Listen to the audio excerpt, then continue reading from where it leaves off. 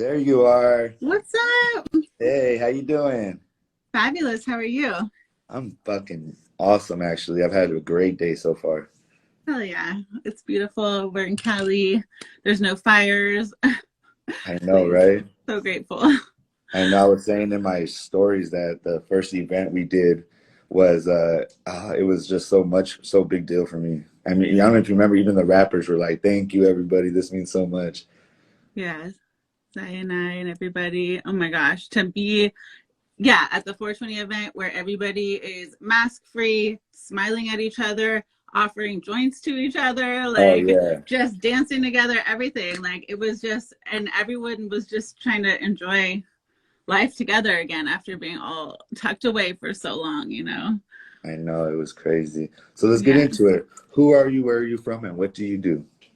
I'm Viva Salso. Viva Glam is my stage name, and I am an aerialist, fire dancer. I do metal grinding. I'm a performer, so I do acrobatic, dance, all sorts of things, burlesque. I do an array of exciting things to watch, preferably 20 feet or higher in the air. I know. I thought that was like it's such a great addition to the event to have you all there. So much love.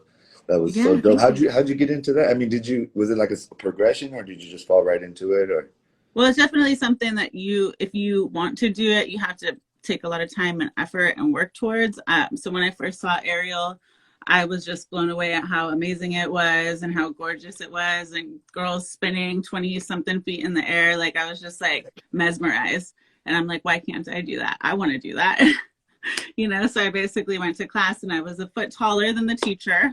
And it made it a little bit difficult, A but foot taller I than the teacher? persevered. Oh yeah. Well, aerial dancers are usually like almost a foot shorter than me and probably 50 pounds less. I'm almost 6 foot.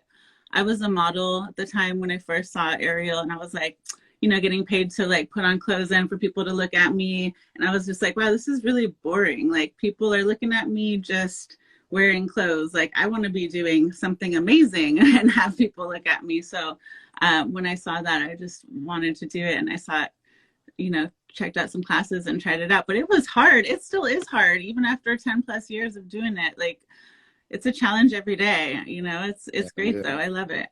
I bet. Well, shout out to my boy CJ Humble in the building. Funniest guy What's out up? there. Yeah, no, Oh, I to bet you, answer but I your was like, question, what were what? you saying? I was just gonna say, I forgot to tell you, I'm from the Bay Area originally, born and raised. I didn't Oh, answer where I was from. So I'm I'm from sorry. Marin County. I got caught up in being in the sky thinking about that. I got caught up also. I But yeah, I I'm was from thinking about Fairfax. like, I'm fourth generation Fairfax. oh, really? Fourth generation Fairfax. Yeah. Oh Um, wow. Fairfax is where oh, it's that cute little town that you go to the right. I'm trying to remember. I always remember as going to the right as a kid off the freeway. exactly. It's the Yeah. town to the right.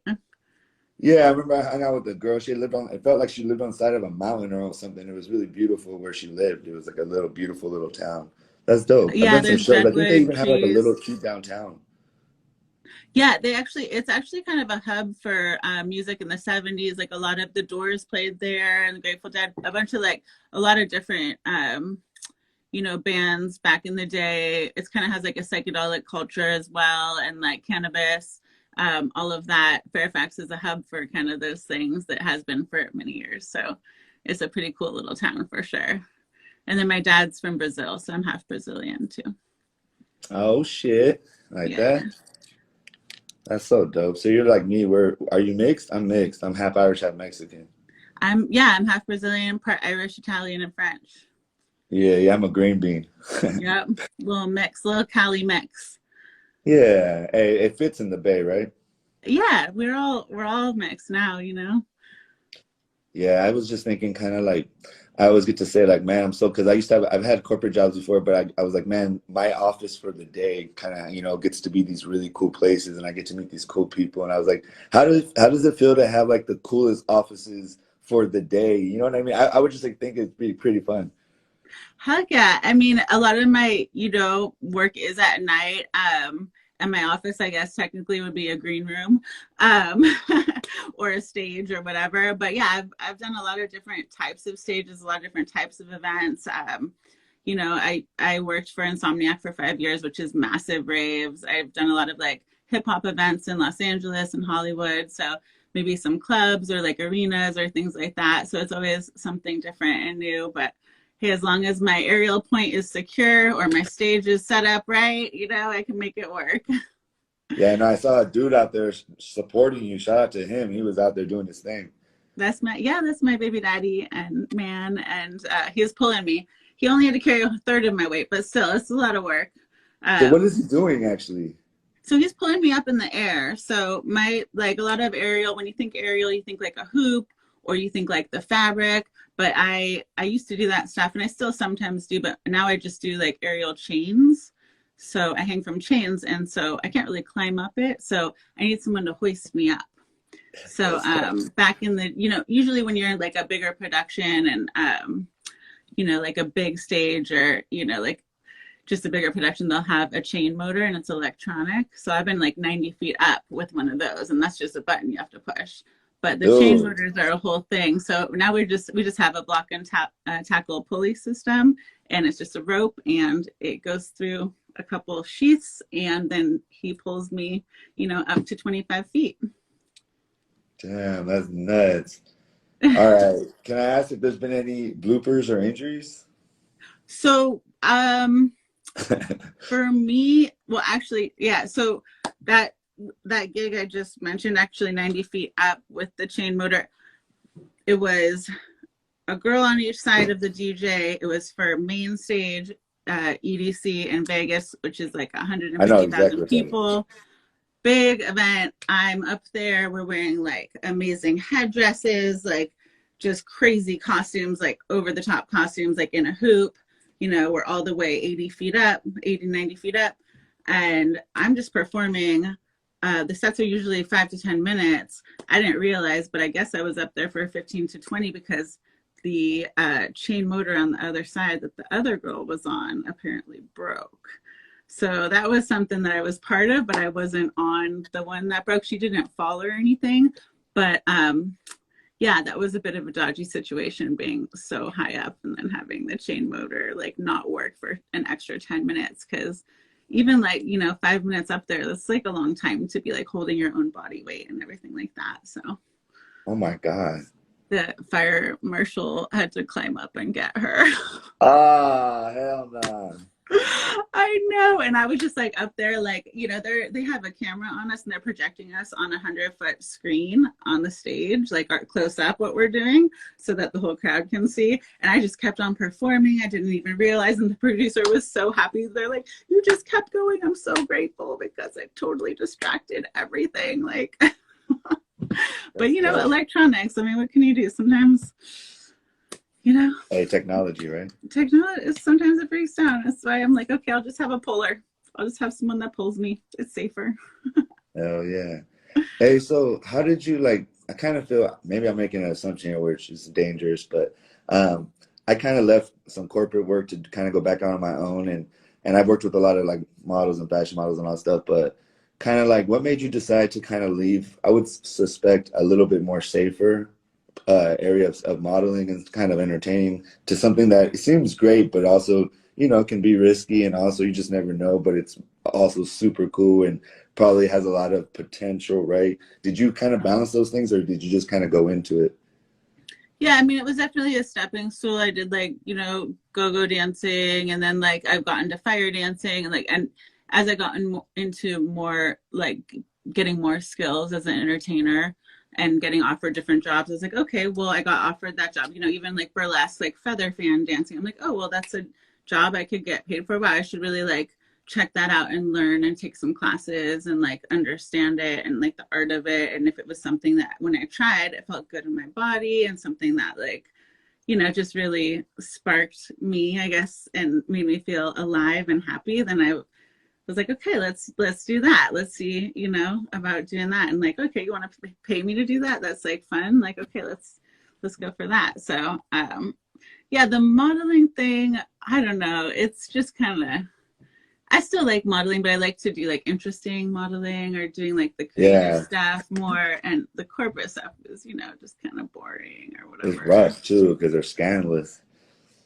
Or they can Yeah, be. or I don't want to say it's all working hard, skinny. or just like the skinny thing. Like I'm not really like I I I like to eat. So I was not the best fashion model. So I was like, okay, if I could work out and stay fit and be able to eat, like then maybe that's a better route for me. So Yeah, yeah, that's tight.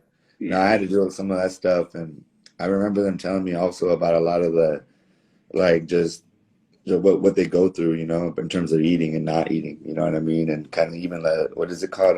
Kind of it starts with the B, or I think it starts with when you Oh yeah, there's the like yeah, girls get all sorts of like bohemian. What is it? bulimia or Yeah, yeah. yeah, just like they create like a lot of trauma around food because they're like, oh, I need to stay thin for my job. And like, yeah, I need to stay fit and thin for my job, but I need to eat for my job because otherwise I'm not going to be able to do what I need to do. And so it's not like you have to be scrawny. I'm really into fitness and yoga. I'm into like yoga and meditation. I think that's like Yeah. the catalyst that like really made it possible for me to be an aerialist because I was really like I got super into yoga and just like wanted to meditate and do the flexibility in the asanas, which are like the postures all the time. And I got really flexible and I was like, oh, maybe I would be good at aerial because I'm like so dedicated to my stretch practice, which is a huge part of being an aerialist. That's crazy. And then did you get into that a long time ago, yoga, or you know what I mean? Oh Because yeah, I no, I know went for to me, it Spirit was a big Rock deal. here in Marin. Spirit Rock is like a meditation place. They have a teen program. And when I was a teenager, like, had like things come up, you're learning about yourself, you're learning about like feelings, emotions, being a woman or being a man, and depression, and like meditation and learning how to do mantras and sitting meditation really helped me personally. And I learned that at Spirit Rock. And then also one of my girlfriends, her parents had a yoga studio in San Rafael. So we all started going to yoga like regularly.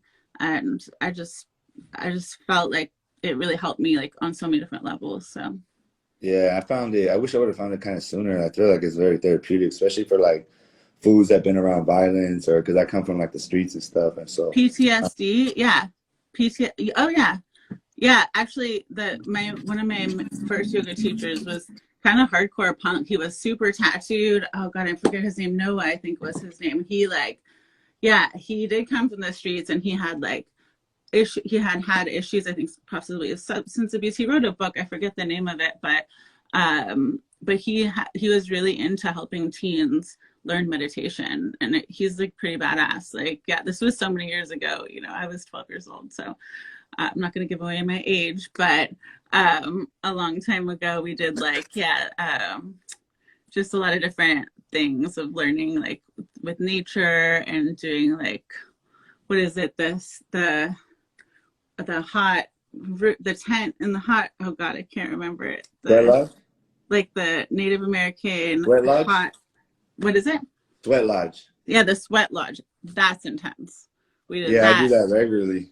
Do you really? Yeah, Okay. That's like yeah. a whole internal Well, whew, it's process. basically Sweat Lodge is the recreation of being going back inside your mother's womb. And Yeah. so we're sitting on the earth, which is our mother earth, and we have all the elements. If you think of all the elements that are involved, and then with creating the sweat, the teepee, but also the whole sweat lodge, and then also the steam, the air, the fire, the water, um, and then you're recreating that, and then you're praying in there. And so, in their opinion, or in our opinion, it makes more sense to pray on the ground with our elements than to go into a man-made building and talk about some like fantasy. But within that, I take from everything, because for me, like I follow some Christian ways, I follow some Buddhist ways, I follow whatever speaks to me. One thing, I smoke, but I got sober, and once I got sober and I have a connection with my creator, I just drink fresh orange juice all day when all these other motherfuckers are drinking orange soda, because most people don't have a real relationship with their God. I talk to God on a regular basis, and my God is my homie. I talk to him like as honest as I am. I'm a very kind of person like that, and I found that a lot of confidence through that, and I found that in Sweat Lodge. And being in Sweat Lodge is also about being uncomfortable, and when you're uncomfortable, what are you going to do in this life? Are you going to try to get out and run, or are you going to face your fears and know that everything is temporary and that you can get through anything? Yeah, that's heavy. It's good. Yeah, That's the you know what I best. mean? That's the best way. It's a challenge. It's Oh yeah. Ariel's like that. You have to like stay so focused, and even when it's hard, you have to hold on and breathe and not freak out. You know, I mean, I do the hot yoga too, and I feel like a I major want to do cleansing that. from that. Whoo, I haven't done it yet. 108-degree room. Oof, you are not messing around. Like, I want to try it. yeah, sweat is healing though, you know, and it's also like that mind control, because when you're putting your body through such like an intense thing, your mind can start getting you messed up if you don't stick with like a pure clean thought and not let yourself get wrapped up, you know. But life is like that. Things are thrown at you all the time, and you have to stay focused and stay positive. Yeah, and that's the thing, is just like knowing that, knowing that I think it's like, I just like to be around people. My kind of thing right now is just being around people that are having like the same kind of experience overall, that they're very open to, you know, to these new experiences, new people. Because me and you, we could present ourselves and think that we have nothing in common, or we could present ourselves and to show how the things we have in common and the things that we're learning from each other. You know, we could be two people that you could call me some cholo and I could call you some whatever person from, you know, White girl. whatever county, Marin County or whatever. But you know what I Yeah. mean? But it's also, Yeah. but we're not doing that, you know? And so we're countering that with like these decisions and choices.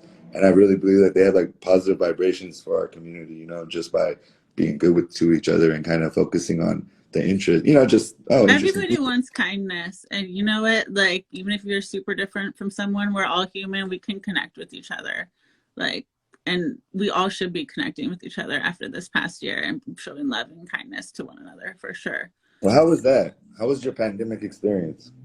It was interesting. I'm normally very social. It came at a weird time because I was just starting to be social again after having a baby. My son is about to turn 5. Oh, Yeah, so I had a couple years where I had taken some time to be with him, and I was like, okay, I can come back into performing again. Let's do this. And then it's like, bam, never mind. Universe is like, or like the world shut down or whatever. So, yeah, I just had a little bit more time to be with him and be at home and be with my family. And I did keep, I kept on training for when things opened again, and I was ready. I'm ready. I've been performing again every weekend now. So it's yeah. nice to have that break, I guess. Yeah, I mean, I think it's really about how you perspective. While many people, you know, people passed away and people suffered, like the one thing Yeah. that it's about opportunity. You know, how are you going to take it? Are you going to take it as like I lost a lot. I lost like my whole career. I'm an event photographer, and I was probably the most popular event photographer in Sonoma County. I was working 3 events a day sometimes, just like getting just doing it. So I lost all of that, right? But like I gained perspective. You know, I created this show that wasn't here before in the pandemic. I created my cannabis line. I got healthier. You know what I mean? I started separating myself from people, places, and things that were not of me and not adding value to my life.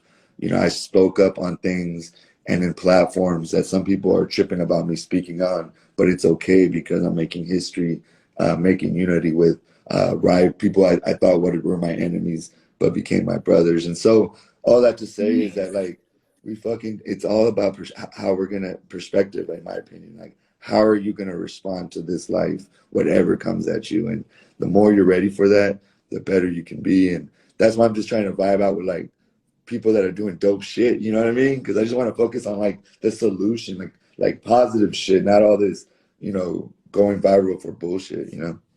Well, yeah, I'm not super into the social media thing. Like, I think it's great that, people that maybe have something to share with the world or like being able to share it. But with that, there's a lot of fake stuff going on. So it's nice to connect with another real person. And I like promoting my art and being, on Instagram and stuff, but I'm not like super in it. Like, let me put on some fake shit just to like get followers. I don't know. It's like that whole thing is also very interesting because it's Oh like, my God. yeah, what do you have to share with the world? Like, why are you becoming famous? What's happening? Like, it's interesting to see the people that are becoming famous and the people that give a lot of attention to you know, things that are either fake or negative. Like that's one thing with the whole pandemic is like I refuse to live in fear. And I actually had to like cut out some friends in my life that like they were just so fear-based with everything. Like they were just like the media had got to them, and like, you know, I definitely believe, you know, everything, it was all real what happened. Well, I'm not within like a reason, that's it. Yeah. conspiracy theorist, but I'm like, how am I going to let this affect me? You know, like, am I going to like not see my family and friends and be afraid of everywhere I go, or am I going to trust that I'm going, you know, that you just have to have faith and trust that like God's got your back, and not to live in fear, basically. And so that was like Yeah. something I had to And, try and to. what about them not talking about any kind of health solutions, like about being healthy, because they don't want to cure it. They don't want to cure. They want to keep us on that shit, you know, like on their diets. And American needs the diets, but like I never heard anything about eating healthy, working out, you know, all these different things here and there, of course, but not I on a went on a outside national every level. day.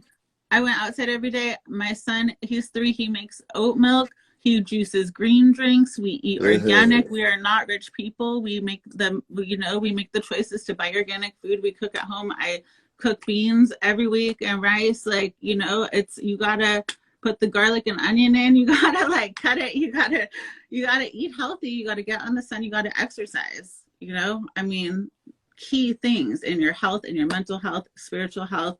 Do your yoga. I mean, these are things they're not going to teach us. They're going to give us pills. I don't agree with that personally, you know. So since it looks like you got a lot of things together, is there things that you struggle with, or things that you kind of are working on? Like for me, I'll say first, but I struggle on like for like something more superficial is like free food, or I feel like I was also raised to like always eat food that people give you, but sometimes that food's not good for you. You know what I mean? That Totally. so food, attention from women, and general attention. That's kind of where what I'm working on. Is there anything, and it can be very just chill, you know, like I'm just trying Yeah. not to like a thing is like bread and cheese. I fucking love bread and cheese. So I'm working, and Coca-Cola, because I don't drink. Every once in a Ooh. while it's cool to have a Coca-Cola with ice, and it's just pure sugar, you know, it's just like crazy. Yeah. So is there anything you're kind of working on, or you know? Well, I'm always trying to find balance with, yeah, like, yeah, just drinking in general. Like I with food and drinking and like smoking weed and all that stuff, like I'm just like, okay, I'm not gonna say to myself that I can't do any of it, like because then I'll be like, oh, I want to do it. So I Yeah. just trying to always find that moderation with that. um but yeah, I guess me as an artist, like I'm always trying to find that, like that has always been like a challenge for my career, is like finding as a woman, and like kind of like a, like I'm kind of, my acts are a little bit like sexier, to like really be acknowledged for it to, as what like the art is, and the technique, and having like the skill to like bring something to the table that is sexy, but it's classy, and it's not about the sexy side of it. That's just like a bonus of the art, you know what I mean? So that's something that like is, seems to be good, pretty good now. Like the acts I have are pretty good, but like I just want to be always acknowledged as an artist, like that isn't, you know, just, oh yeah, it's just like, oh, she's hot or she's sexy or fun to look at. Like, oh, there's like, you know, this is like a skilled thing, and how can we make it, how can I make my art like something sexy, but not, that's not the focus of it. So I'm Yeah. constantly like trying to, that can be a challenge, you know, because I've been in Yeah. nightlife a lot too. So it's like, I think it also has to do with like the audience, you know, like we were at a place where like the vibes were so good. So I think everybody was like complimenting you, just on how dope it was. And then you had that going with that guy dancer dude. So you guys had like a, I don't know if he oh was my just part gosh. of it. I don't know if he was with you or he was just part of it, but the duo Yeah. looked really cool because you were up in the air and he was down. Yeah, he was awesome. I actually had just met him that day, but blessings to him and rest in peace, because he got in a car accident a couple weeks ago. Oh my God, are you Um, serious?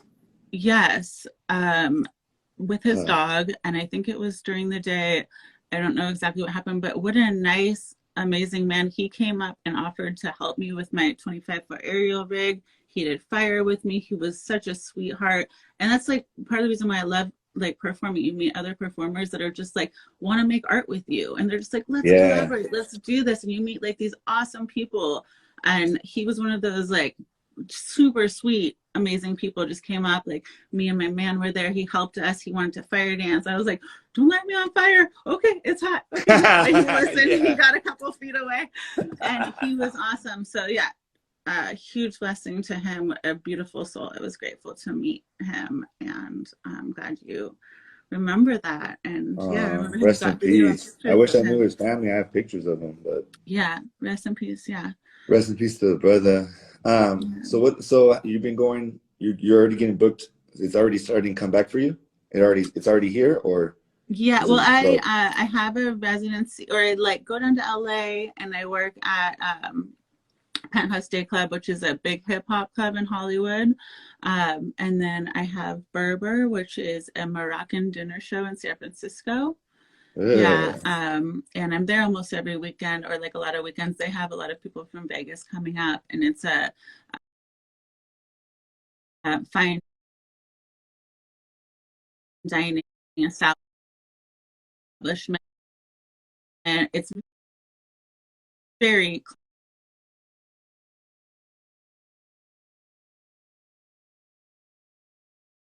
classy and cool, and they have very cool acts. Like you get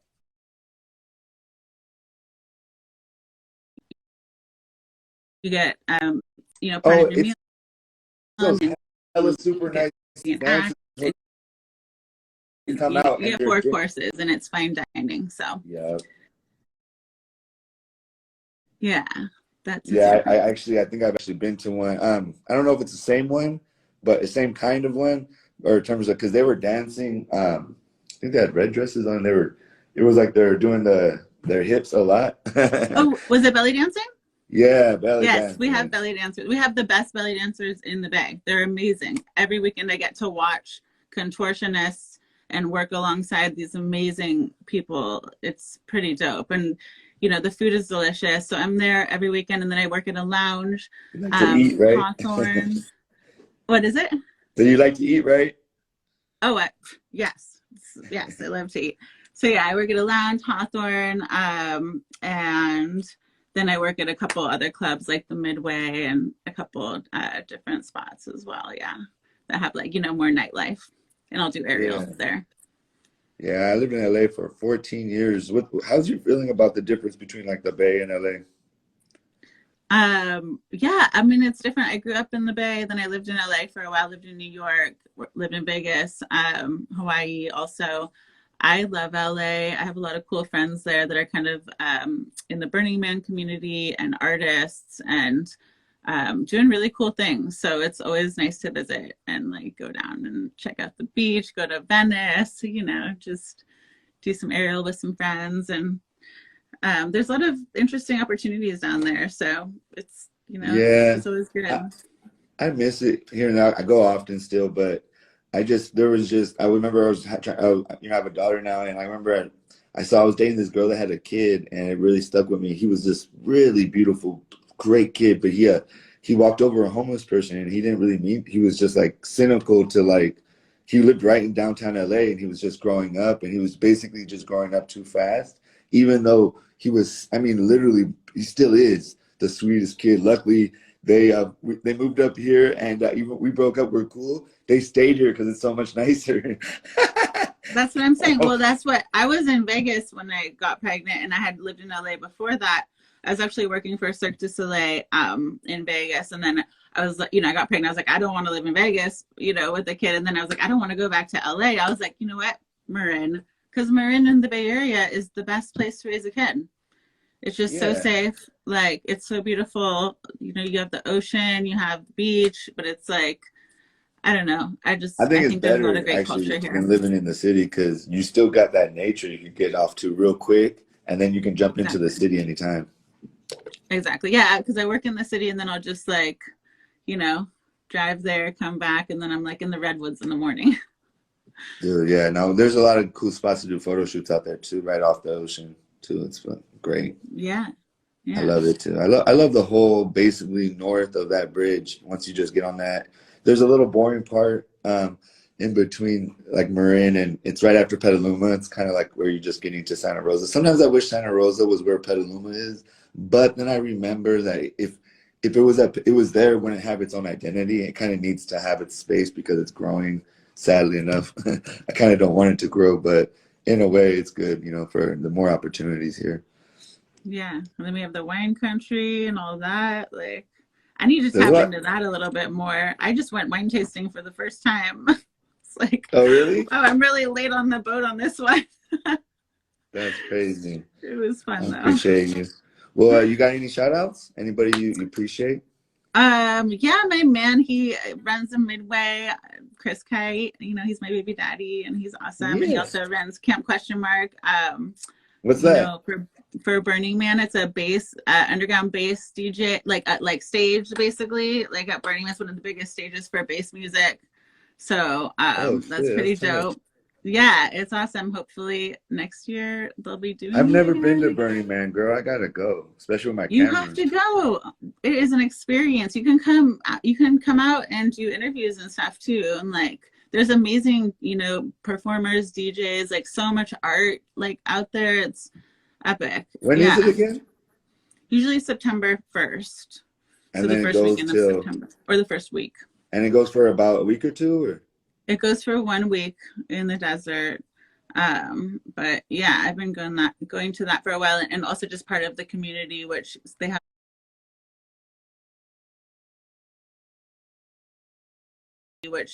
like year-round different like events, and everybody has to provide something. Like if you're in that community, you have to like contribute some way artistically. So like this show or any way you would want to, like with photos or art installations, music, dance, like anything, so it's cool to be part of that.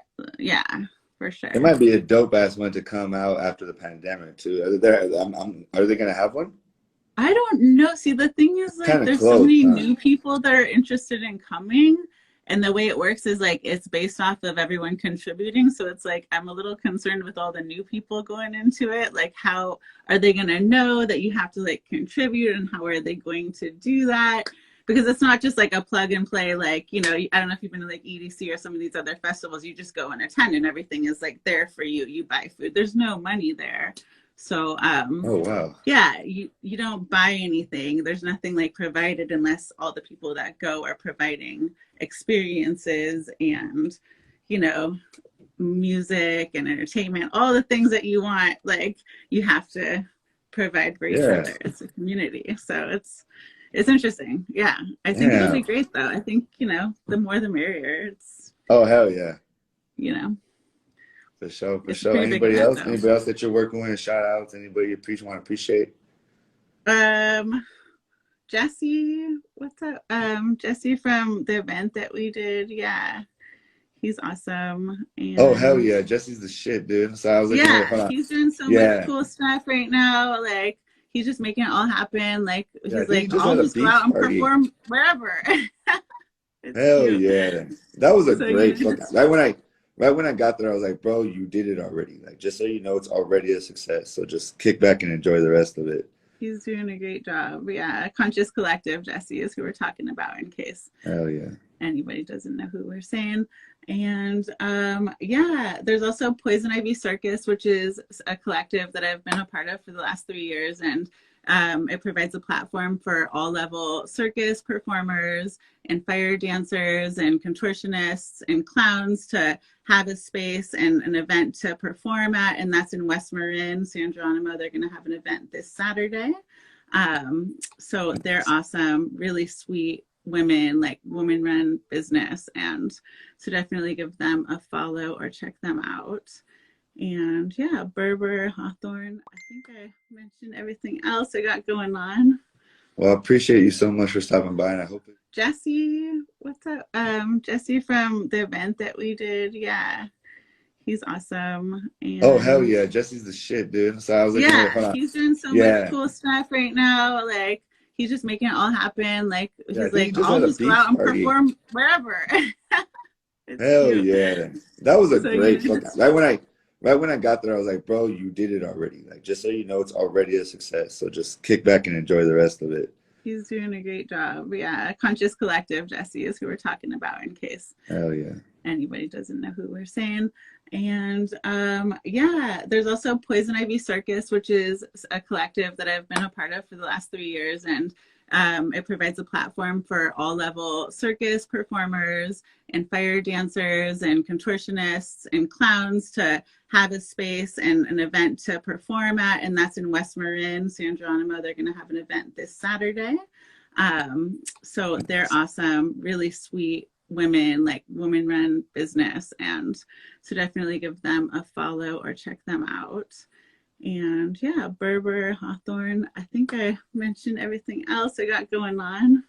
Well, I appreciate you so much for stopping by, and I hopefully we'll work the same event again. I can't wait. Heck yeah, awesome.